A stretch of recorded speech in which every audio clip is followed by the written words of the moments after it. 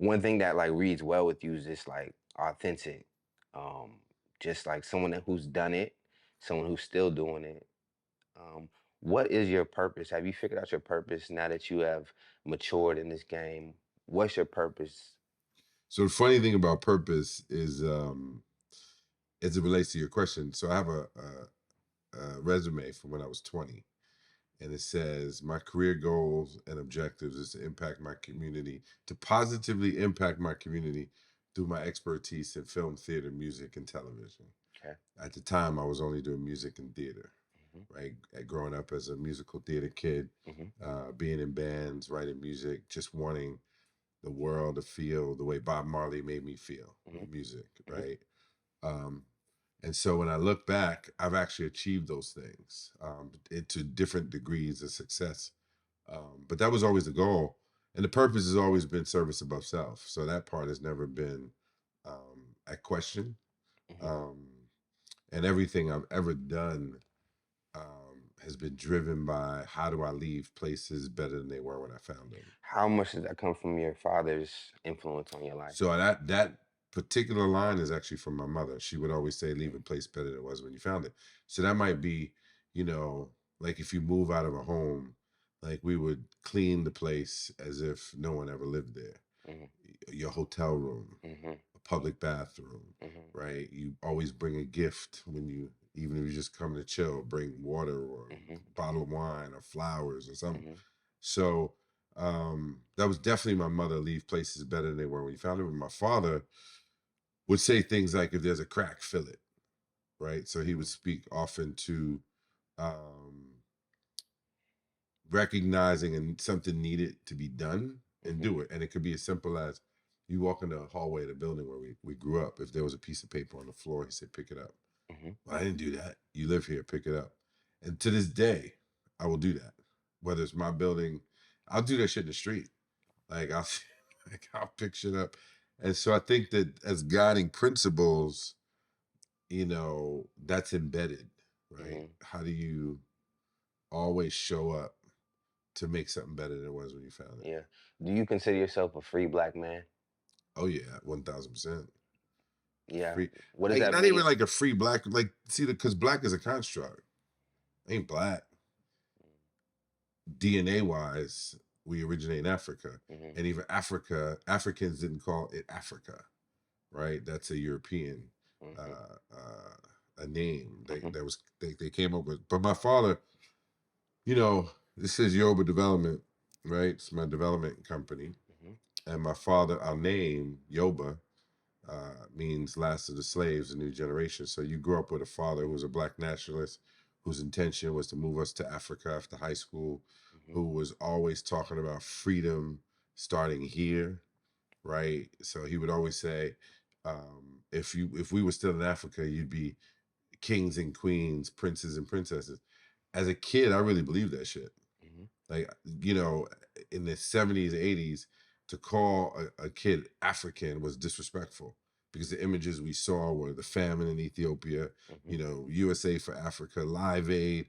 There was always this narrative around poor, destitute Africans. But my father knew better. Yeah. Kwame Nkrumah was one of his Hmm. heroes, and the freedom that, particularly in West Africa, Ghana, Yeah. specifically Nigeria, a little later, he was like, that's what he had his eyes on. Right. Free black people, Marcus Garvey, Yep. uh, Toussaint Louverture, like Nat Turner. Those were books in the house that we read. There was no TV. Yeah. It was all about, here's your black identity Yeah. in literature. If there were magazines, it was Jet magazine, or it was Ebony, National Geographic, things like that. So there was always this sense of freedom for me, Yeah. anyway. I know your father had intentions with moving the family to Africa. So my question would be for you, why haven't you decided to move to Africa? Um, I haven't decided not to move to Africa. Okay. Um, I do business in Africa. The first thing I did in Africa was help build a school in Ethiopia. Hmm. So at Aletu, there's a organization called Ethiopian Children's Village, Hmm. started by a good friend of mine, Anna Gatana, If you remember, like after Iman, there was this Ethiopian model, Anna, and she was like positioned to be the next supermodel. Hmm. And so in the 90s, we started doing fashion shows in the year. Well, she started, I just joined. Hmm. People like Boris Kojo was a part of that group. Marcus Samuelson Hmm. was an early friend and supporter. He actually used to live on Anna's couch when he first moved to New York Wow. with $500 in his pocket. Um, but we would do fashion shows. Tyson Beckford would do them sometimes Hmm.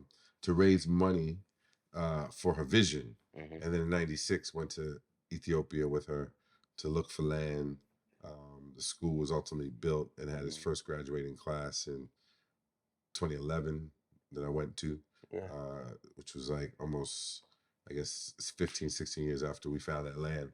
Mhm. Um, but I've also been part of something called the African Angels Network out of South Africa, which is So you're pretty you're connected to Africa.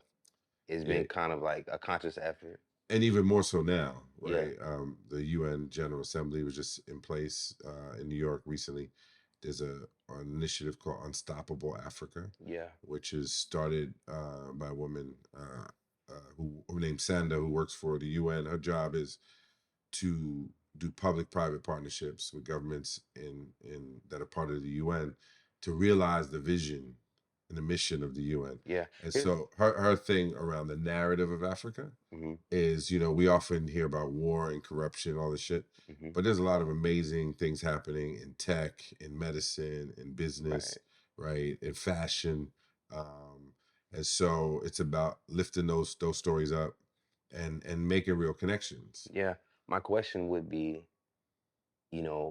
we should be aware at this point of what's going on in Africa, that there are things outside of people living in huts Hmm. and chasing lions and stuff. Very educated people, especially when they're given the opportunity. Why do you think Black folks in America have yet to feel comfortable to migrate in Africa? Well, what I think is amazing and wonderful is, I was having this conversation with a lot of born Africans or second generation Africans Hmm. about this very thing. That's significantly shifting, right? Which you have Afrochella going on Hmm. since the year of the return in 2019, right? Those Christmas celebrations in Ghana, there are a lot more people going. I think social media has done a lot to promote the beauty of Black excellence from a diasporic perspective. Like I mentioned, what's happening just with Unstoppable Africa, Hmm. what happened with the I think it was One Africa concert at the Barclays here, Hmm. that my man Dice put together. I think what's happening with the music, right? And I think a lot of Afro beats is driving a greater cultural awareness Hmm. for Africa. I think that there's this amazing cross pollination. When you have a DeVito doing, or David O, whatever, however he pronounces it, doing a record with Popcorn, or you have Hmm. like a Burna Boy and Ed Sheeran doing a record, or Sam Smith. I think you have culturally, the music is opening up the aperture. Yeah, Visually, music is people are powerful. seeing themselves in each other. And I know on the ground from a business perspective, like I just mentioned, in healthcare and tech and education Right. and I mean, why do you think it took so long? Like, was it our psyche? well, Was it it's taken a long fear? time because we haven't controlled the means of distributing our stories. That's why you do what you do. Hmm. You decided to take it in your hands. We got the technology, we got the platform now. We couldn't do this 15, 20 years ago. So misconceptions maybe previously. 1000%. That would deliberate, right? If you think of the work that Randall Robinson was doing with Trans Africa Forum back in the 80s, probably started in the Hmm. 70s, like he was my guy, like in the 80s and 90s, because he was that American businessman that understood the stuff my father was talking about, that said that's where our freedom is. And so for me to be a part of it, like I said, through the African Angels Network, which is an Hmm. investor group out of South Africa, to what I've supported in Ethiopia, things that I'm looking at in Kenya, in Nigeria, in Tanzania. Yeah. Just met a brother, Lloyd Ward Holdings. Lloyd used to be the first African American running a Fortune 500 company. Okay. He's now running the cashew business out of Tanzania. Cashew crop is $1 trillion Stuff that's overlooked. proposition. Yeah. 90% of the world's cashews come from Africa, right? And so Lloyd, as a businessman who comes from packaged foods, Frito-Lay, Pepsi's been in Africa for the last 3 years, building up the infrastructure. Right now, they're in the IPO. They're in the pre-IPO stage. I just got an email yesterday, an opportunity to invest in the pre-IPO stage of So cashews. And I'm allergic to cashews, but like from a business the perspective, CEO of McDonald's probably does eat McDonald's. yeah, there you Yeah, go. yeah. So Um, we were first introduced to you, through acting. That's how I was introduced to you, and I think a great deal of us was introduced to you. Having this foundation, how important was representation for you when you where does it appear on screen? right. What's funny about, you know, representing Black men and Black people Mhm, on film is something I take very, very seriously.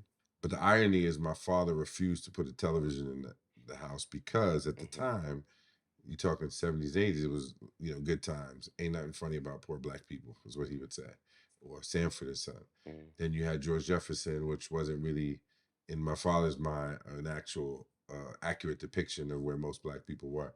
Um, but more importantly, his idea was white folks aren't going to tell my kids how to think, right. right? And if I have nothing else to give you, I'm going to teach you how to think critically. Mhm, Um, and so then having a career in television and film representing us, I've always taken it very seriously, my role. mhm, So starting with, there were two small films before Cool Runnings, which was my first studio film in '93, almost 30 years ago. Um, Even that character, right, playing the budman, mhm, the angry guy, mhm, there was still a level of vulnerability in that character. If you recall, like there's a moment in the film right. where, you know, Yul Brynner wants to live in Buckingham Palace. And then Doug's character says, the queen lives there. And there's a moment of recognition that the dream has now been not just deferred, but destroyed. Mm, And even though I'm playing this strong mm, Black man, there's a vulnerability and a sensitivity that I thought was important. And I will imbue all of my characters with that. Why? Because it's important that when people see you mhm, who chooses not to put your face on camera, mhm, that they might be more inclined to respect you mhm, or to have a level of empathy mhm, towards you because of something that they saw. mhm, And being on this side of the camera, mhm, I know how powerful it is because people tell you. mhm. How many times people will say, and there's people in Hollywood that might go, man, wow, you really a friendly guy. You funny. Yeah, I didn't know, man. I'm like, but you never met me.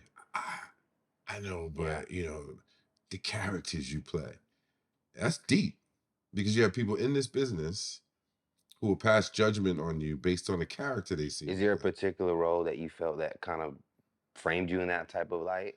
Yeah, I was born Black and a male. Mhm. So I think that people have their implicit biases anyway.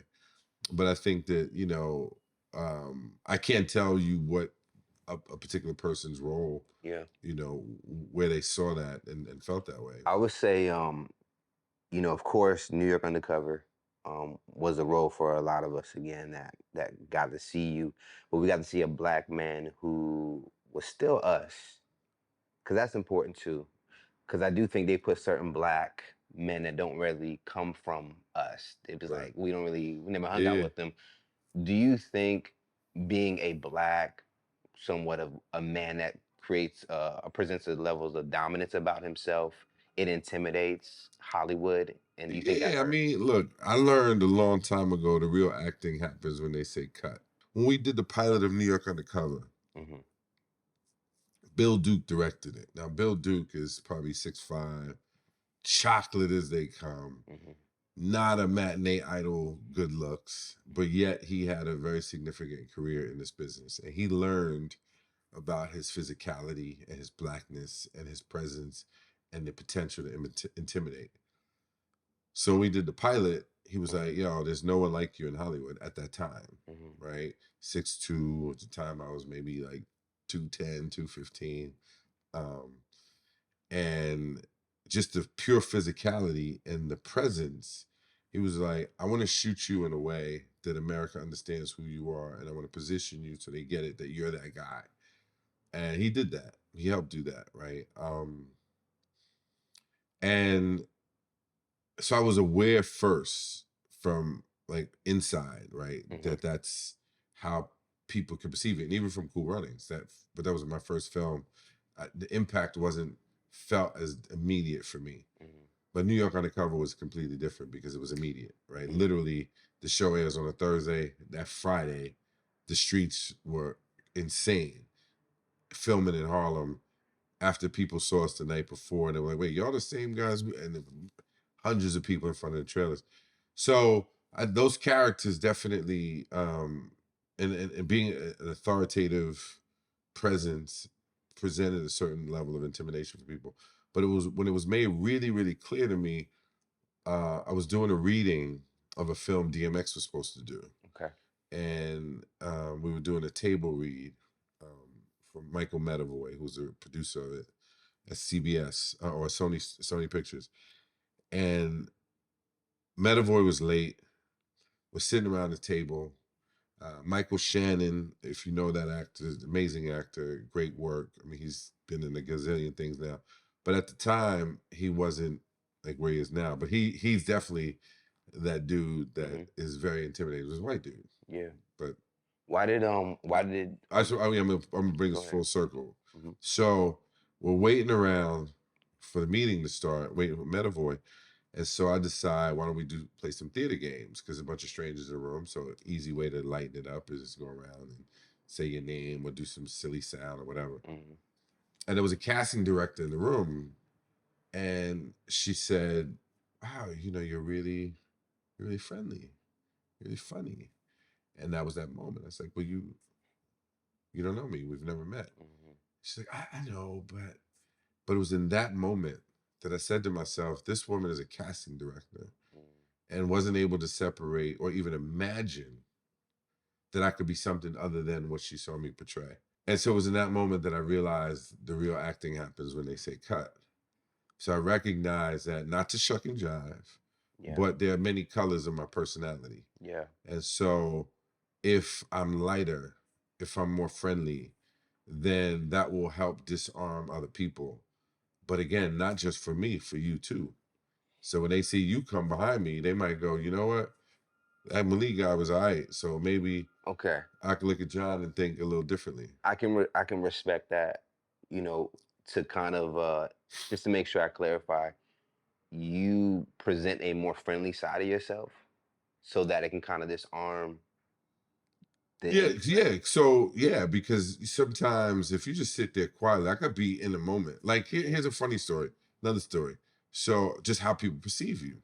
So there's a producer I'm working with now on The Equalizer, who I worked with 20 something years ago, Eric Launaville, Mhm, one of my favorite producers. And why is he one of my favorite? Because we did a show called Bull together. mhm, After I auditioned for that show, Eric runs down the hallway and goes, "Hey man, I always wanted to work with you, but I hear that you could be difficult."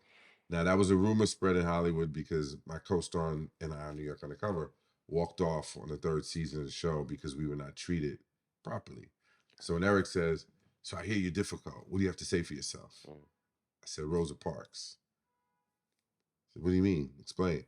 I said, "She got tired of sitting in the back of the bus, so she just sat in the front."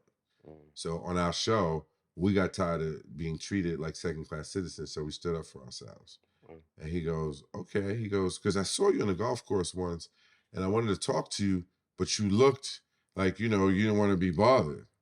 I was like, "Bro, I remember that day. It was at mhm. Malibu Country Club and I got stung by a bee. And all I was focused on was getting to the clubhouse to deal with my wound. But the perception was that I was not friendly because he heard some shit.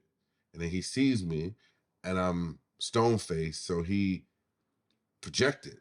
Yeah, But to his credit, he also asked the question. yeah, Most people aren't going to take that time to ask the question. yeah. So most people will run with a perception of you without ever really getting to know who you are. Right. And that's interesting that you tied in what happened on the set of New York Undercover? Is that why it ended? That you guys weren't No, the chosen? show ended because I mean, and I can't tell you why, who, and why at Yeah. Fox. But what I do know is that at that time you needed 75 episodes minimum to syndicate, Hmm. and we got to 89. So there was a lack of love for the show clearly because there was still an audience for it, Hmm. right? And so I always say like whenever like a character gets killed or show ends, it ain't mine. They can do it. That's their shit. Right. You're able to separate and keep It it ain't mine. business. Yeah. I was raised with a quote that's tattooed on my arm: "Build your own generator, so when they turn off the power, you still have lights." Yeah. So this is the first time I'm hearing about you guys walking off the set. Was this like widely known or We were like this. We had no hot food truck. There was okay? no catering truck. There was no security. There was no. There was just a lack of respect and decency. The trailers, like there was a dude who worked in wardrobe who quit, found a food truck, outfitted it to be appropriate for set, and that's how we got a hot food truck. Because the feeling was, oh, we'll take care of you and Michael, but the rest of the crew got to fend for themselves. So this was a show with a black and Latino star. The first time in the history of television, you had a black and Latino in a Hmm. dramatic series that was ever renewed past the first season. So we were not given the resources, right? Hmm. We didn't even shoot on 35 millimeter film at Hmm. the time before digital. We shot a 16, Super 16. Yeah. So from the stock of film to how we were treated, we weren't given the same resources, the same love. Now, Fox at the time wasn't even a full network. You had to have 13 Right. hours of original programming at the time to be considered an original a network. We had 9.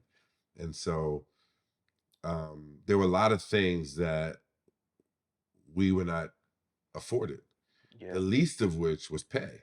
Yeah. And so at that time, the Friends cast was also protesting pay. Hmm. And so the timing was such where they tried to like literally there was a news report, I think it was like Entertainment Tonight, where they took our pictures to Laguna Beach, California, our headshots, and walked up to all white people like, yo, do you know who these people are? Almost like a mugshot kind of vibe Hmm. to suggest, how dare you protest, be happy for what you have, stay in your place because these people don't know who you are. But Right. those friends kids, they know who they are, and they're gonna Right. get, I guess they were going for like 75,000 episode at the Did time. you guys like call each other to say, "Yo, we need to make this move"? Yeah, we did. We had a photo shoot the day before, and we were starting the first day of season 3, and we did the photo shoot, and we said we're not gonna show up tomorrow, and we just didn't pull up, and the crew's there. The idea was to Don't just ever don't ever do that shit. If you're an actor and you want to protest, do not walk off on the show. I was too naive at the time, right? I come from a background of community activism, and at that time I'm 26 years old. So from 16 to 26, I'm doing community work. I'm teaching right. young people to protest in the streets and stand up for human rights and all that shit. That ain't the way to do it in Hollywood, but we didn't know that, Yeah. right? And so they immediately vilified us. They tried to like fire us and get other But people. you weren't trying to quit. You were just trying We to weren't make a trying to quit. We were just like, can I have, bro, pre-gentrified Harlem in the 90s, crackheads, dope fiends, they see cameras, they see trucks, they see the people they see on TV, they rushing you. To get out of my trailer to get to set was a problem. How I got security on set is that Anthony Mason and Charles Oakley, when they were playing for the Knicks, God bless the dead, Anthony Mason, they were guest stars on the show. Mace was like 6'8", 240, whatever the hell he was. And so the security guys come over and go, hey, we see how y'all are getting treated. So they told us to act like we're here for y'all, hmm. but we're really here for these guys. I called my agent and I was like, listen, a crackhead just tried to attack me on set. I'm not going to set unless I Hmm. got security. That's how I got security on New York Undercover. I had to lie and say a crackhead attacked me. So in all, you said you just advised like upcoming actors to not do that. Is there a regret that you did that? Absolutely, because I think that you got to understand the universe you're in, and each universe is different. Mm, That's the wise words of Dawn Steele. Again, you know, all love and respect to Dawn, who passed. Dawn was a executive producer of Cool Runnings, and she mhm, was also the first woman to run the studio. She ran Columbia Pictures, and she said to me early in my career, Malik, you got to understand your place in the universe, and every universe is different. And I come to the planet. You asked earlier about purpose. mhm, It's always been service above self for me. And so the challenge in Hollywood is people see you on screen and they automatically subscribe to you of value mhm, and say, I see you on screen. That makes you a celebrity. That means you think you are blah, blah, blah, blah, blah, because so that's what celebrities do. Can't trust you. You're this, you're that. They have all these kind of projections onto you. I never came into the space like that. I came into the space like I'm still that dude working in 13 high schools, working in these prisons, working with mhm, these young people, working to improve the life, you know, a lot of young people. I leave here and go to a meet with a principal in Queens about what the work that I'm doing in real estate development and education and teaching our young people about the built environment.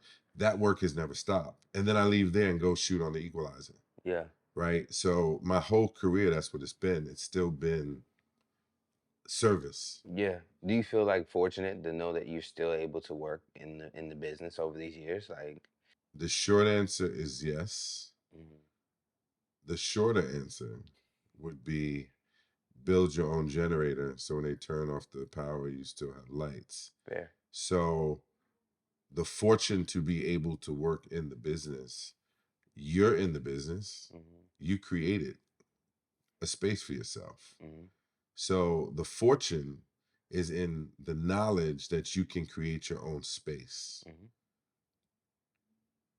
Not that you're waiting on someone to give you a job mhm. to Exactly. create space for you.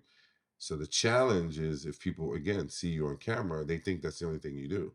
Mhm. Like, if I don't see you, no, every single day, 8 days a week, 30 hours a day is what I work. Yeah.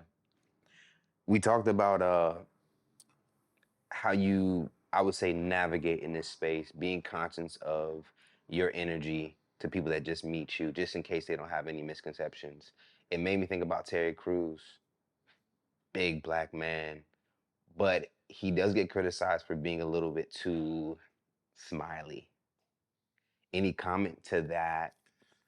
I would love to talk to him about that because I noticed that too. And, but it also feels authentic to who he is. Mm, I do not believe that he's shucking and jiving hmm, for somebody. I think that he likes to go to the gym, he likes hmm, to stay fit, hmm, and he recognizes his physicality can intimidate people. And hmm. it has nothing to do with Hollywood. Would you kind of talk to him about how to balance I that? wouldn't talk to him about anything. I'd ask questions. Like I don't have an opinion or feel that he's doing anything right or wrong. I'm just, Yeah. I don't think I've ever actually met him. We might have been in the same rooms, but I've never had a conversation. We've certainly worked with a What lot would of the you same ask people. him? Just like, hey man, why you dancing so No. much? I would never. Nah, man. I would never ask him no dumb shit like that. Nah, man. Just how you doing, brother? Yeah, How's just to life? feel his energy. Yeah, man. What's your superpower? I don't ask like, you know. There are times when I see people act like I remember when J Lo first was starting to blow, Hmm, and she did an article in Movie Line magazine, which is no longer around. She was talking shit about Madonna, and we ran into each other on a plane. I remember saying like, "Yo, girl, there's no other Puerto Ricans in this space. Like, what are you doing?" She had a mission and she had a vision, and she knew what the fuck she was doing, and hmm, maybe for all intents and purposes, she was correct. But I hmm. remember feeling like, "Yo, sis, Tone it down. Yeah, don't, yeah," because people had to, people did that for me, you know. Yeah. yeah. Pivoting. We're in Brooklyn. Brooklyn is like a large part of your roots. Where you were raised in the Bronx or I was born in the Bronx, raised in Harlem. raised in Mhm. Harlem, and now, but Brooklyn But seems to yeah, I've been be. in Brooklyn for the last 16 years. But this is my second tour of duty. I was in Brooklyn in the 80s. Got you. Yeah. I thought about fellow actor Michael K. Williams. Yeah. My brother, man. Michael. Man, I was talking about him yesterday. And actually I was thinking about him this morning. Yeah, man. What about him? Like just taking in this the name. What do you like? What do you think his mission was? I feel like Michael, man. Oh man, Michael was one of the most beautiful souls that anyone who ever met him would say that. Extremely humble. I first met him. He was an extra on New York Undercover, Mm-hmm. and he would like to say, that's my first acting job. But he did like these dancing videos, and he had a little bit of shine. But he was just really coming into his own. Like he was. I mean, it's a beautiful story. So everybody should go get his book, Steams from My Life. Uh, but his journey, he had a dream. For him, it seemed really impossible where he's from. Vanderbilt Projects in East New York, Brooklyn. Didn't really know anybody in the business. Just had this crazy dream. How he used to like hang out on the roof of Mm-hmm. this building across from where acting classes were going on, and he was to listen through the window, Mm-hmm. and like that was his first acting class, right? Was the ear hustling from the Right. roof. So he was hungry, and he was rewarded for his great talent. Um, and he was dealing with a lot of demons. But right as he, in the last few years, the work he was doing um, with Jesus, I want to say it's not by the block. Bl- um, don't get me misquoting it. Mm-hmm. Um, Crew, something I can't think of the name for the organization he was running, but he understood Mm-hmm. he had a lot more power than he thought he did in terms of his ability to impact young people in his community. And Um, we definitely eat from the same lunch counter. We were working on a project with our brother Edwin Raymond, Yeah. who is a police officer who's now a lieutenant, Okay. but he's part of a group called NYPD 12 that sued NYPD for stop and frisk program targeting black kids. Yeah. How did you find out about his passing? Edwin called me. Mm-hmm. I was having brunch in Brooklyn, and he was like, "Yo, bro, MK passed," and yeah, man, yeah. But we still working on the project, telling Edwin's story, and you know, Mike will definitely, in spirit, be part of the process. Yeah. Not to harp on it too much, I do have one more in that spirit of like, is the pain of it more so because he had so much more to accomplish? It's when it's our time to go, it's our time to go. So I won't say that he had more to accomplish. The pain is that Michael was really fighting demons. Mm. That he wasn't able to overcome, and he's such a beautiful, sensitive person. And I saw the video. You know, right when he went to go cop, and knowing him and just his transparency in that moment to be who he was on the streets here in Bushwick. I think it was in Williamsburg, actually. Mhm. It's just he's just a beautiful soul, man. That a light and an energy that yeah, man. It just it and he also passed right after I had heart surgery.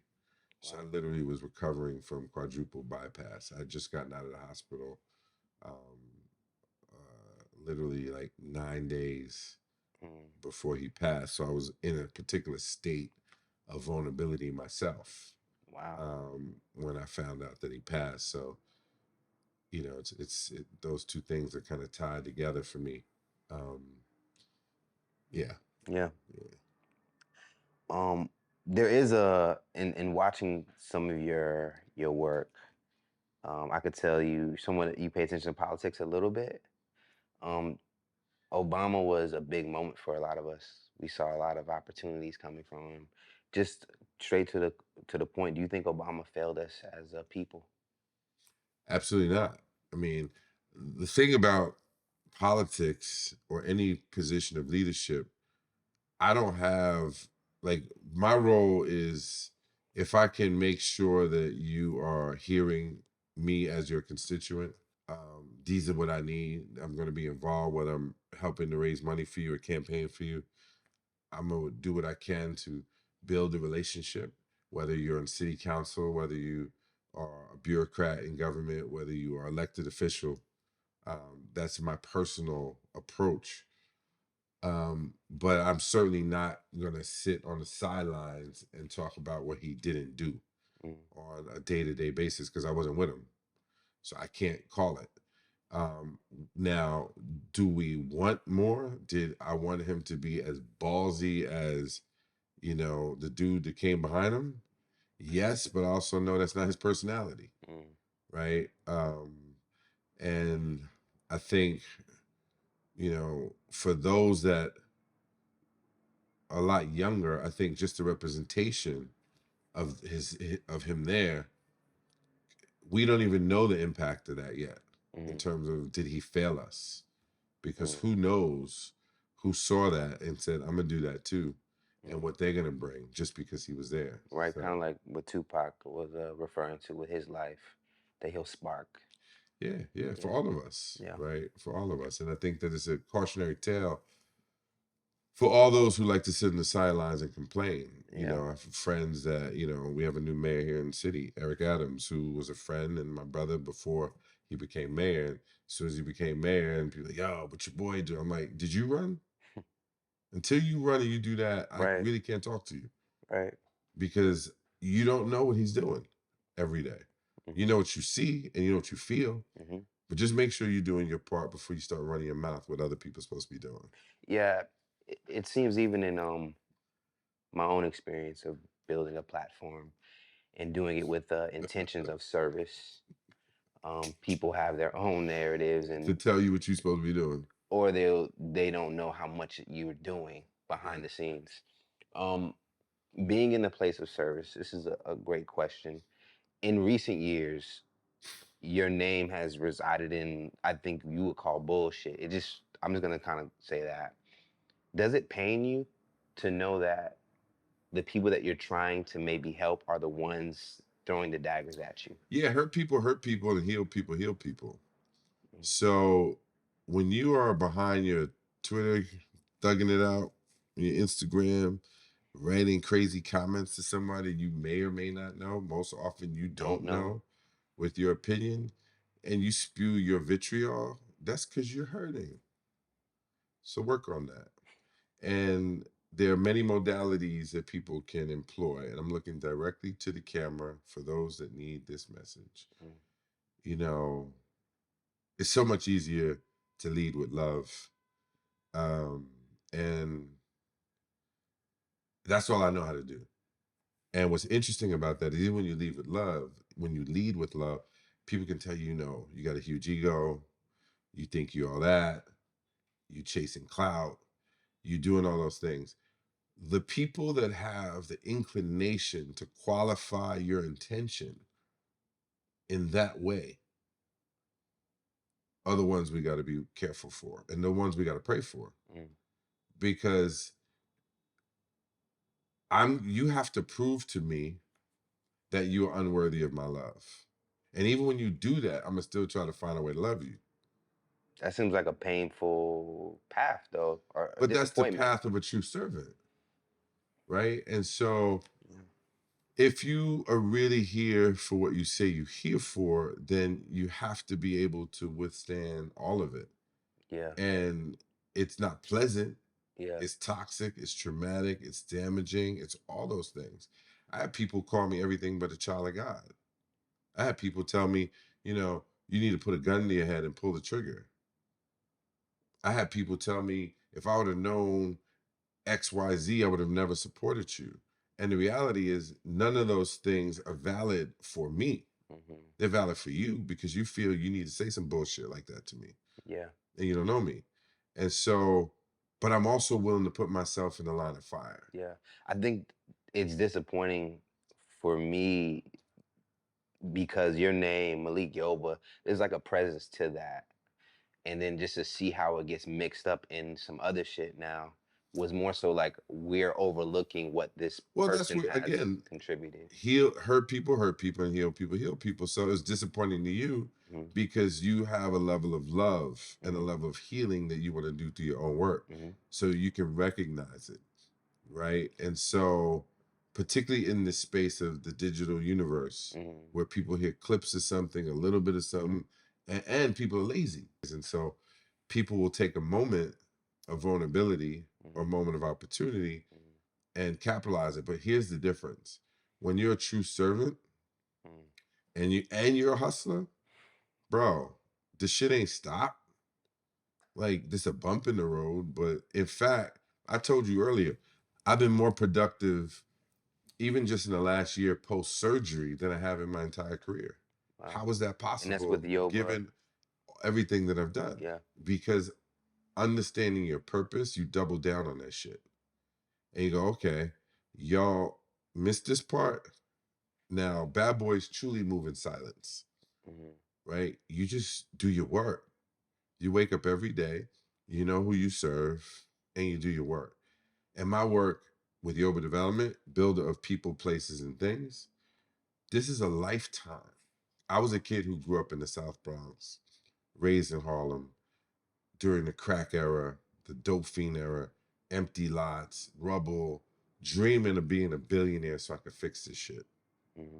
There's no difference for me with real estate, working with formerly incarcerated people, supporting the LGBTQIA community, Mm-hmm. supporting autistic kids, supporting seniors, people with dementia. Why? Because guess what? Every version of human that I've ever met wants to be loved, they want to be seen, they want to be respected, they want to be supported, Mm-hmm. they want to be understood, they want to move from point A to point B. Mm-hmm. And if I have it in my capacity Mm-hmm. to be of service for something or somebody other than myself, I will always serve. And regardless of what other people think it's about, I stay on the mission. And so it's a blessing. You continue to be blessed when you're blessing other people. Mm-hmm. I don't do it to be blessed. I do it because that voice inside of me when I wake up in the morning Mm-hmm. that gets me excited to go to this high school in Queens and meet with the principal to say, hey, we have an entire curriculum. We're going to introduce to your students. I've got this doc series, the real estate mixtape, where I took 7 young people of color on a journey with me as I pursue my first real estate development deal. It's led to the redevelopment of a school in the South Bronx, Mm-hmm. a health and a sports and wellness program, and how I can take young people in this city and connect them to real opportunities in this built environment where 78% of the C-suite is still white men that don't look like me. And I'm a CEO and founder of a development company at the intersection of storytelling, of media, education, and real estate. So not only am I doing real estate deals Mm-hmm. and working in education, Mm-hmm. I'm also creating media around it, both scripted and non-scripted. Mm-hmm. There's books, there's other films I'm directing. There's TV. Like I said, I'm shooting The Equalizer now. I just did the Mm-hmm. show East New York. There's a Netflix film coming out.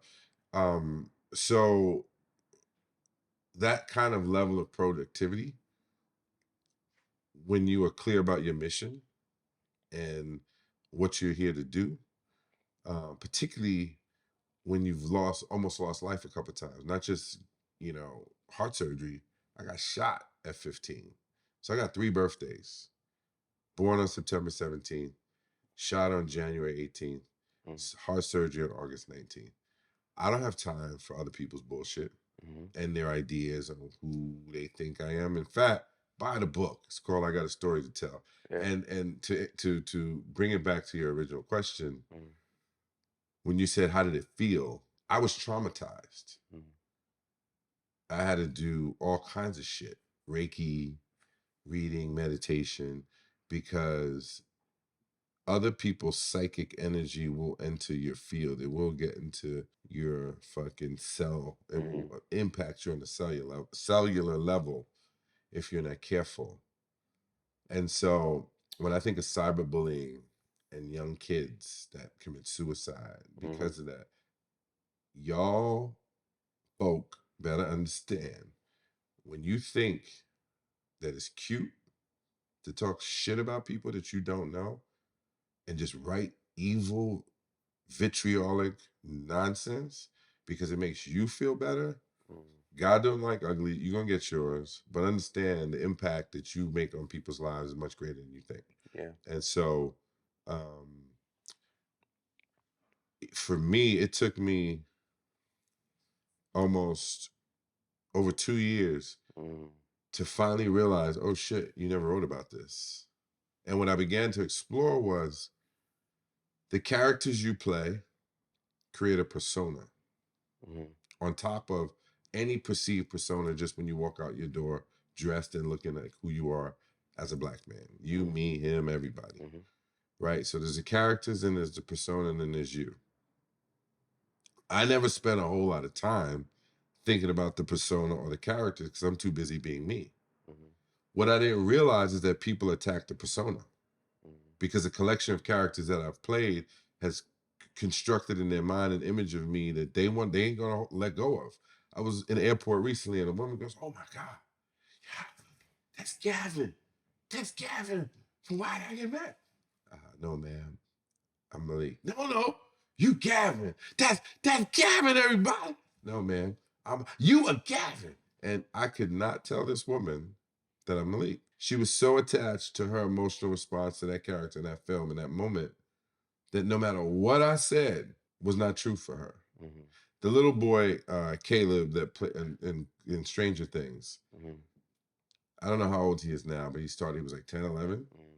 He told a story about how when he would go to the Comic-Cons, kids would not be in line to sign autographs because he was black, because they didn't like the way his character treated another character. Right. So people will project what a character did onto this little boy's real life and traumatize him. Yeah. Which is part of the reason why Will smacked Chris. That's what you're thinking? 1,000%. All I saw was the trauma playing out. Because Will has had to keep the persona intact. But the nigga was behind that, feeling his real pain. But I'm going to be this person, and I love that man. He's been nothing but love and kindness and respect to me. And all I felt was his pain. And I had started writing about a month before that. And so initially, I was writing through that lens of Hollywood black men and trauma. When Will expressed his vulnerability around entanglements, he became a meme. Tyrese going through his baby mama shit, he became a joke. Why was Martin Lawrence running down Sunset Boulevard with no shirt on, talking about death? They're trying to kill me. Why did Dave Chappelle go to Africa? These brothers haven't really talked about that trauma, right? Before we started this interview, you wanted to ask me about some bullshit that people try to project onto me. I said, absolutely not. Because it's connected to trauma. Why am I going to go backwards when I'm going forwards? Fair. For someone else's satisfaction? Watch the work. Watch what I put down. When I'm dead and it's all said and gone, and everyone actually speaks whose lives I've touched, then you can fucking talk about who I am and what I've done. And it's never been about celebrity. It's never been about fame. It's been about purpose and service. Yoba, last of the slaves, a new generation. How do you feel about, you got Idris coming up? He's been out there. Idris ain't coming up. Idris I mean, is running the motherfucking world. Idris is so go ahead.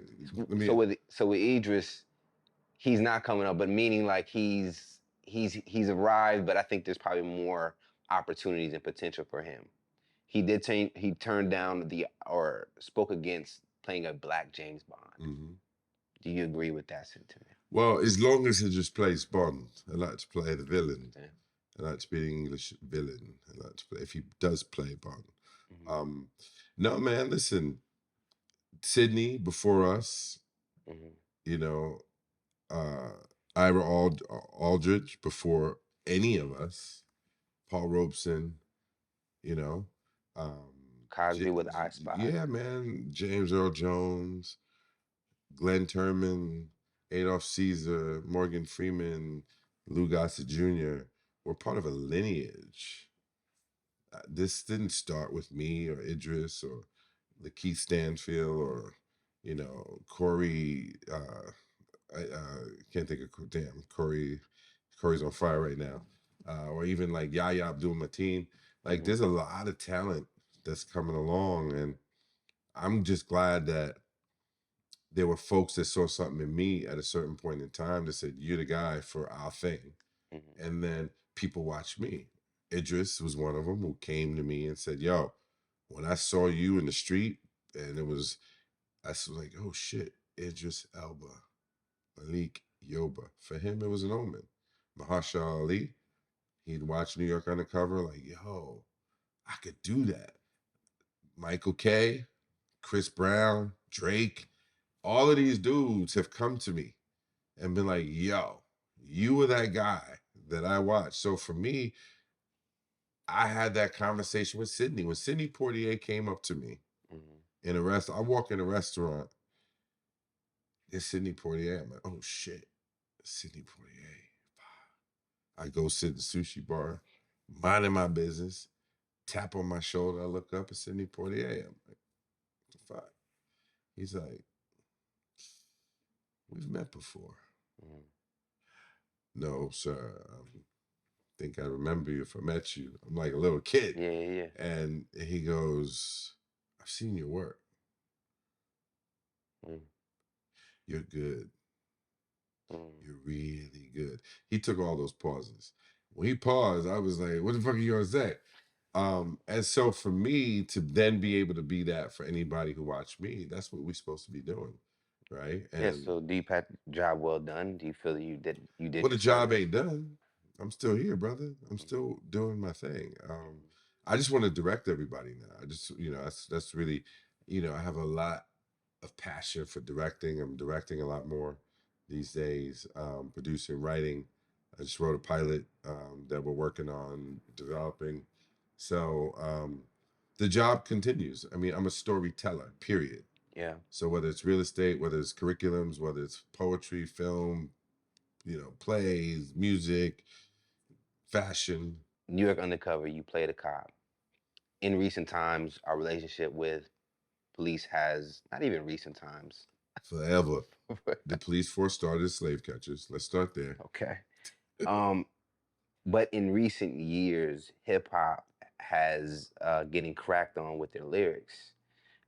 Particularly in Atlanta, you have Young Thug Yeah. and rappers Gunna, and they're saying that they've been using their lyrics connected to Rico. Do you agree with the use of lyrics?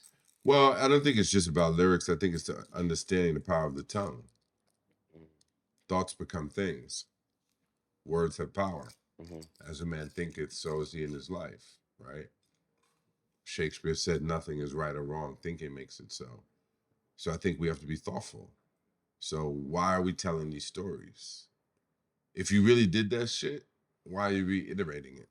What's the value in that? Well, we see the value now, It right? makes me look cooler.